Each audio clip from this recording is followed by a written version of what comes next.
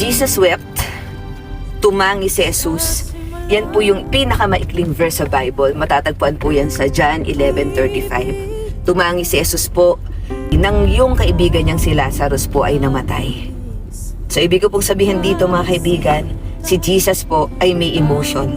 Nung nagkatawang tao siya, naranasan niya ang lahat ng emotion katulad ng isang tao. At dahil naging tao siya, naranasan niya yung mga yon, naiintindihan niya yung nararamdaman ng isang tao, naiintindihan ka niya. Kaya sinabi sa Bible na cast your anxiety on Him for He cares for you.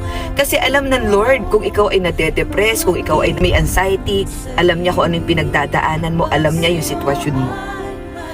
At nung siya po ay pinako sa krus, sa tindi po, kung napanood yung The Passion of the Christ, sa tindi po ng sakit na naramdaman niya, pagpapahirap na naramdaman niya, nasabi niya sa kanyang ama, bilang tao siya, Ama, ama ko, bakit mo ako pinabayaan? At kung pwedeng alisin yung sakit na yon sa kanya, kung pwedeng pababain yung mga libo-libong anghel para protektahan siya, para gantihan yung mga taong nanakit sa kanya. Pero hindi po. Alam ng Panginoong Jesus bilang Diyos kung ano yung dahilan, kung bakit ang kanyang kamatayan ay napakahalaga. Ang kanyang kamatayan ang dahilan para sa kaligtasan ng lahat. Kaya nangyari po yung mga bagay na yun. So kaibigan, when life hits hard, pray hard. Mas lalo tayong dumulog sa Panginoon, mas lalo tayong lumapit sa Panginoon, umiyak sa Panginoon.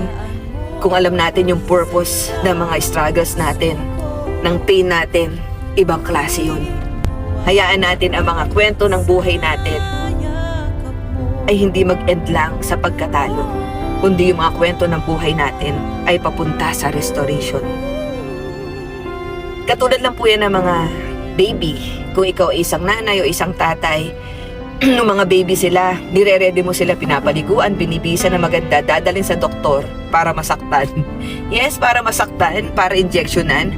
Kasi alam mo yung purpose ng sakit, alam mo yung purpose nung pagturok sa kanila, diba? Nung injection na yun, alam mo yung purpose, yun po ay para sa protection nila.